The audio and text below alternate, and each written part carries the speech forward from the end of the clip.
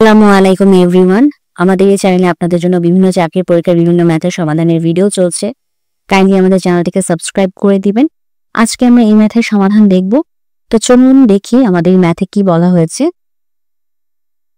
আমাদের ম্যাথটিতে বলছে যে একটি স্কুলে ছাত্র ও ছাত্রীর সংখ্যার অনুপাত হচ্ছে আমাদের 7:3, মানে 7:3। 30% ছাত্র এবং 20% ছাত্র হচ্ছে বার্ষিক বৃত্তি পাইছে। সো মোট ছাত্রছাত্রীদের কত শতাংশ বৃত্তি পায় নাই সেটা আমাদের বের করতে হবে। তো যখনই এরকম আসলে অনুপাত দেওয়া থাকে, এটা সবসময় আপনারা মনে রাখবেন, যখনই আপনারা কোনো কিছু অনুপাত দেখবেন সেটাকে আপনারা এই অনুপাতের বদলে আপনারা যেটা করে ফেলবেন, একটাকে হচ্ছে আপনাদের 7x আর এটা হচ্ছে আপনারা 3x ধরে নিবে। ঠিক আছে, চলক সহ তখন ওটাকে 7x এবং 3x বানিয়ে ফেলবেন, মানে অনুপাত দুটাকে ভেঙে ফেলবেন।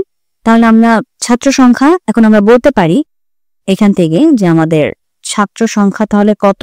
ছাত্র সংখ্যা হচ্ছে আমাদের 7।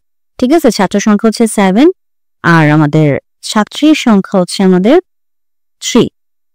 ওকে, ছাত্র সংখ্যা 7, ছাত্রীর সংখ্যা হচ্ছে আমাদের 3।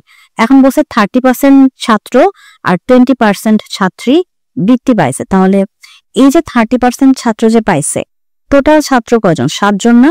মানে 7-এর 30% হচ্ছে গিয়ে বৃত্তি পাইছে ছেলেদের মধ্যে আর ছাত্রদের মধ্যে।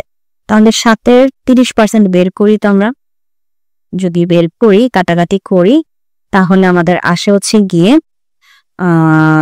2.1, অর্থাৎ 2.1 জন। 7 জনের মধ্যে 2.1 জন ছাত্র হয়েছে বৃত্তি পাইছে।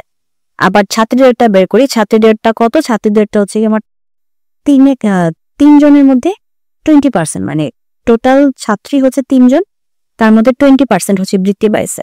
তাহলে বৃত্তি পাইছে কয়জন? বৃত্তি পাইছে হচ্ছে 3 × 20/100। এখন যদি কাটাকাটি করি, কাটাকাটি করলে আমাদের আসে হচ্ছে গিয়ে 0.6 জন।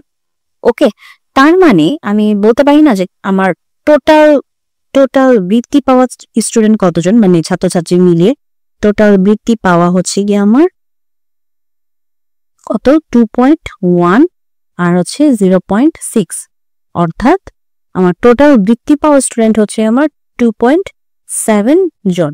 ওকে, আচ্ছা, টোটাল বৃত্তি পাওয়া এতজন, কিন্তু আমার অ্যাকচুয়ালি মানে ছাত্রছাত্রী মিলিয়ে টোটাল স্টুডেন্ট কতজন ছিল? ছাত্রছাত্রী সংখ্যা আমার ছিল কত টোটাল? সেটা ছিল আমাদের 7 + 3, কারণ টোটাল ছাত্র ছিল 7 জন আর ছাত্রী ছিল 3 জন। তো 7 + 3 অর্থাৎ 10 জন। তো টোটাল ছাত্রছাত্রী ছিল হচ্ছে আমার 10 জন। টোটাল হচ্ছে আমার ছাত্রছাত্রী 10 জন, তার মধ্যে বৃত্তি পাইছে হচ্ছে 2.7 জন। তাহলে বৃত্তি পায় নাই কয়জন? হ্যাঁ, বৃত্তি না পাওয়া কয়জন? ওই যে 10 থেকে, এখন 10 থেকে কি হবে? আমার 2.7 বিয়োগ হবে। সো 10 থেকে যদি আমি 2.7 কে বাদ দিই, তাহলে আমার থাকে হচ্ছে কি 7.3 জন।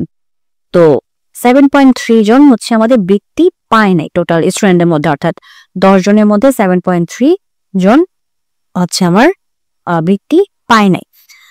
তো বৃত্তি না পাওয়ার যদি আমি শতকরা বের করতে চাই, শতকরা বের করার নিয়ম হচ্ছে গিয়ে আমাদের কত, যে 10 জনের মধ্যে যেহেতু 7.3 জন পায় নাই, আর এটাকে 100% দিয়ে গুণ দিতে হবে। সো এখন যদি আমরা এটাকে করি তাহলে হবে হচ্ছে 73%। ঠিক আছে, তো এটাই ছিল আমাদের আজকের প্রশ্নের সমাধান।